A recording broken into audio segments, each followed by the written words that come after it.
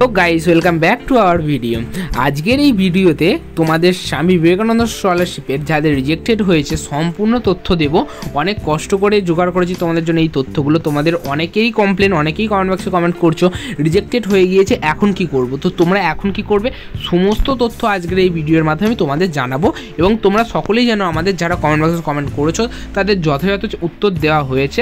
তোমরা কিন্তু আমাদের একটা হেল্প করছো না, তোমাদের বারবার বলা হচ্ছে তোমরা একটু সাবস্ক্রাইব করে দাও আমাদের চ্যানেলটিকে এবং তোমার বন্ধুদের সাথে শেয়ার করে দাও, যাতে তাদেরও এইরকম হেল্প বা তারাও যদি এই প্রবলেম পড়ে থাকে তারাও এই হেল্পটা পায়। তো তোমাদের আবারও বলছি, তোমরা যদি চ্যানেল নতুন হও চ্যানেলটাকে সাবস্ক্রাইব করো এইরকম রিলেটেড ভিডিও পাওয়ার জন্য। তোমাদের আশা করছি হেল্পফুলই হবে।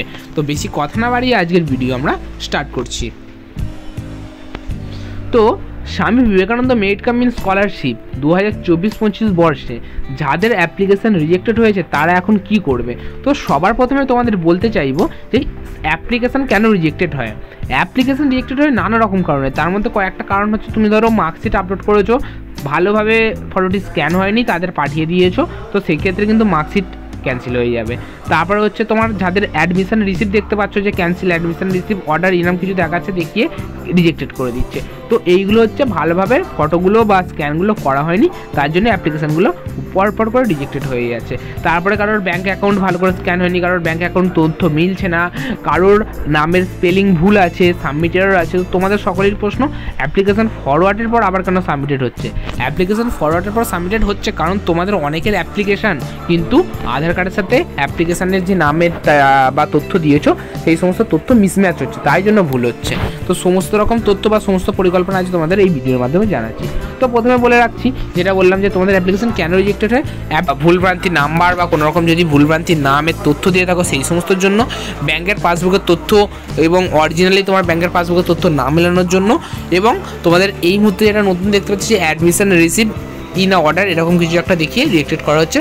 তো এই সমস্ত সমাধান একটাই, তোমাদের সকলকেই আগের ভিডিওতে আমি বলেছিলাম যে এই রিলেটেড ভিডিও আজকে আনবো। তো এই ভিডিওর মাধ্যমে আমি তোমাদের বিকাশ ভবনে ফোন করেছিলাম, ফোন করে যেটা জানতে পেরেছি আমরা শেয়ার করছি।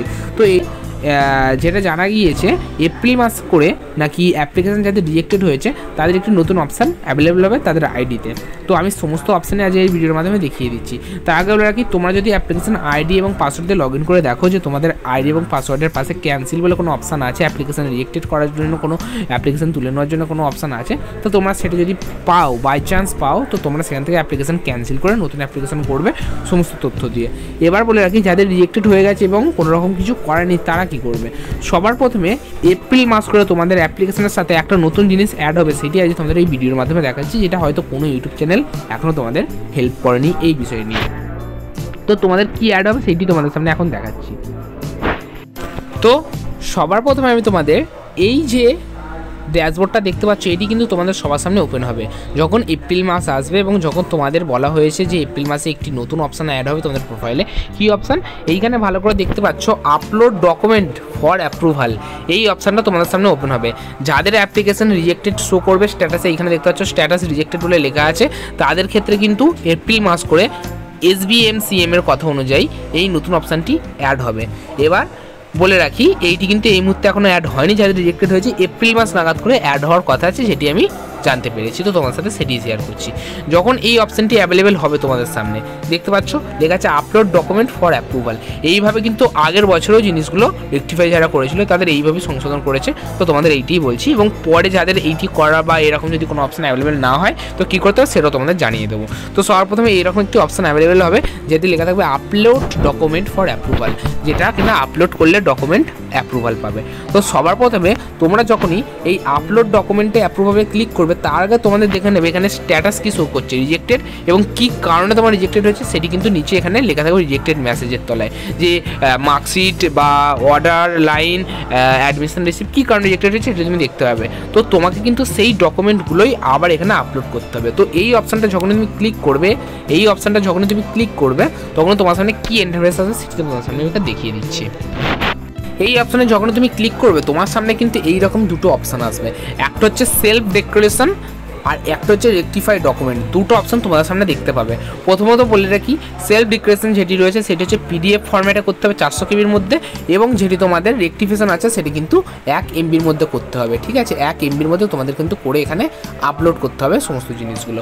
ভালোভাবে বুঝবে, এইটাই হচ্ছে মেন স্টেজ যদি তোমাদের অ্যাভেলেবেল হয়ে দেয় এই বছরে। আশা করছি এপ্রিল মাস করে তোমাদের এটা অ্যাভেলেবেল করবে। তো যাদের ডকুমেন্ট রিজেক্টেড হবে, তো তোমাদের প্রথমে বলে দিচ্ছি যে কারণ ওখানে নিচে লেখা থাকবে, সেই ডকুমেন্টটা, ঠিক আছে, সেই ডকুমেন্টটার সাথে তোমাদের যত ডকুমেন্ট আপলোড করেছিলে আগের বারে, মার্কশিট বলো, অ্যাডমিশন রিসিপ্ট বলো, সমস্ত কিছু ডকুমেন্ট যেগুলো তুমি SBMCM এ আপলোড করেছিলে, ইনকাম সার্টিফিকেট বলো, সমস্ত কিন্তু নতুন করে 1 MBর মধ্যে করে এই ফাইলটাতে আপলোড করবে, এবং পরিষ্কার রেজলিউশন যেন হয়। ব্যাংকের পাসবুক থেকে সমস্ত কিছু দিয়ে 1 MBর মধ্যে জিনিসটা আপলোড করবে। ঠিক আছে, যাদের ইনকাম সার্টিফিকেটের জন্য ভুল হয়েছিল সমস্ত কিছু দিয়ে তোমরা আপলোড করবে। 1 MBর মধ্যে হতে হবে, এবং সমস্ত কিছু যেন রেজলিউশন পুরো পারফেক্ট থাকে, কোনো রকম যেন বোঝানো যাচ্ছে বা কোনো প্রবলেম হচ্ছে এই জিনিসগুলো না থাকে। 1 MBর মধ্যে তোমাদের করতেই হবে, পরে জিনিসগুলো আপলোড করতে হবে।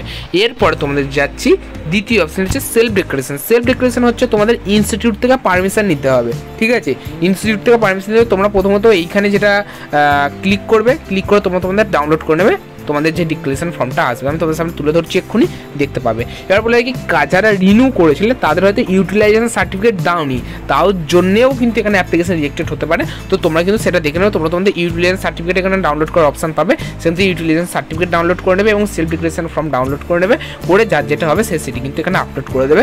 এবং তোমাদের বলে রাখি, তোমরা যদি 1 MBর মধ্যে না ভিডিও সমস্ত ডকুমেন্ট আপলোড করতে পারো, তোমাদের নিকটবর্তী সাইবার ক্যাফেতে যাবে বা আমাকে কমেন্ট করবে, আমি তোমাদের দেখিয়ে দেবো ফোন থেকে কীভাবে তোমরা ডকুমেন্টগুলোকে আপলোড করতে পারবে।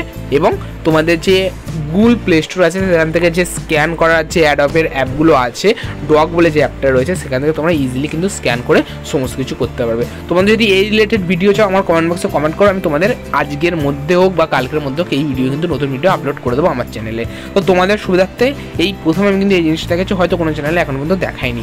তো এবার বলে রাখি, তোমাদের তো আশা করি বুঝতে পেরে গিয়েছো যে রেকটিফিকেশন ডকুমেন্টে তোমরা কী কী আপলোড করো। সমস্ত ডকুমেন্ট নিয়ে 1 MBর মধ্যে বানিয়ে তুমি কিন্তু এই ডকুমেন্টটা এখানে আপলোড করবে। এবং সেলফ ডিক্লারেশনে তোমরা কিন্তু কী আবেদন করবে, সেলফ ডিক্লারেশনে তোমরা এখান থেকে একটা ফর্ম পাবে, সেই ফর্মটা ফিল আপ করবে, অর্থাৎ ক্লিক করে ডাউনলোড করে নেবে, ডাউনলোড করে নেওয়ার পর প্রিন্ট আউট করে নেবে। প্রিন্ট আউট করার পর তোমার সামনে হয়তো ফর্মটা এইরকম একটু দেখতে লাগবে।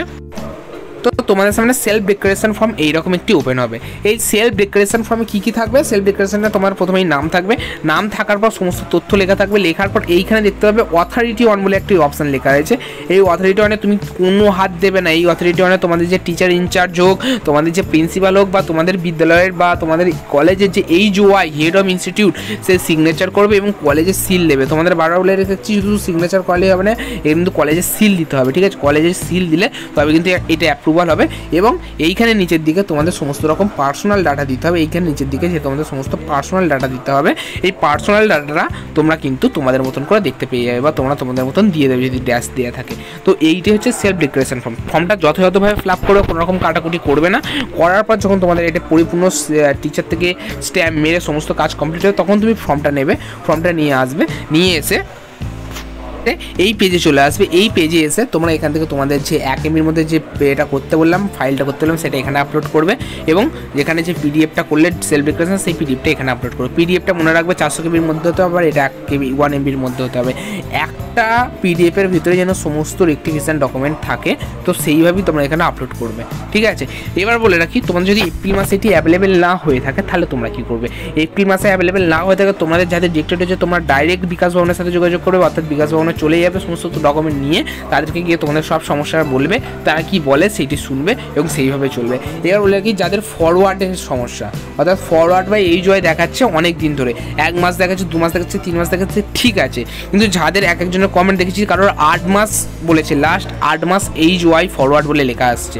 ঠিক আছে, এই রকম যাদের যদি কারোর থেকে থাকে বা আগের কোনো স্কলারশিপের জন্য যদি ফরওয়ার্ড বা HOI কোনোভাবে পেন্ডিং থেকে থাকে, তোমরা সরাসরি বিকাশ ভবনের সাথে যোগাযোগ করো, ওদের পরামর্শ নাও এবং ওদের সাথে যে কথাটা বলে সেই কথাটা শোনো, তো তোমাদের সেইভাবেই কিন্তু সমাধান পাবে। ঠিক আছে, কিন্তু এই মুহূর্তে যথাযথ অনেক অ্যাপ্লিকেশানই ফরওয়ার্ড বাই HOI হয়ে আছে 1 মাস 2 মাস 3 মাস, ঠিক আছে, কিন্তু যদি 3 মাসের পর 5 6 মাস 7 মাস এরকম টাইম নিয়ে থাকে, তো তোমরা সরাসরি বিকাশ ভবনের সাথে যোগাযোগ করো, বিকাশ ভবনে গিয়ে এবার বলে রাখি, যাদের ফরওয়ার্ড বাই এইচওআই হয়ে আছে তাদের হয়তো কোনো এরর থাকতেও পারে, যেটি হয়তো তোমাদের স্ট্যাটাসে শো করছে না, সেটা কোনো ভয়ের বিষয় নয়। আর একটা যেটা তোমাদের প্রবলেম বলে রাখি, যেটা হচ্ছে তোমাদের এই অ্যাপ্লিকেশন ফরওয়ার্ড বাই এইচওআই থেকে সাবমিটেড হচ্ছে কেন। অ্যাপ্লিকেশন ফরওয়ার্ড বাই এইচওআই থেকে সাবমিটেড হচ্ছে এই কারণে, কারণ তোমাদের অনেক কিছু ওতে মিসম্যাচ থাকতে পারে, অর্থাৎ নামের বানান থেকে বা অন্য কোনো ডকুমেন্টের সাথে স্কলারশিপের বানান থেকে কিছু মিসম্যাচ থাকতে হয়, তাই না ফরওয়ার্ড বাই এইচওআই থেকে সাবমিটেড হচ্ছে। তো সাবমিটেড হলে তোমাদের যে ডকুমেন্ট বা যে নামের বানানটা ভুল হচ্ছে সেটা আবার রেকটিফাই করে তোমরা তোমাদের ইনস্টিটিউটে সেই জিনিসটাকে আবার ফরওয়ার্ড করাতে বলবে, তো তোমাদের অ্যাপ্লিকেশন আবার ঠিক হয়ে যাবে। আশা করি আজকের ভিডিও তোমাদের জন্য খুব হেল্পফুল হলো এবং অনেক কিছু তথ্য জানতে পারলে। যদি তোমাদের একটুও সাহায্য করে থাকে তাহলে আমাদের চ্যানেলকে প্লিজ সাবস্ক্রাইব করে দাও এবং পাশে থাকা বেল আইকনটিতে ক্লিক করে দাও এই রকম ইনফরমেশন ভিডিও পাওয়ার জন্য। ওকে, দেখা হচ্ছে নেক্সট ভিডিওতে।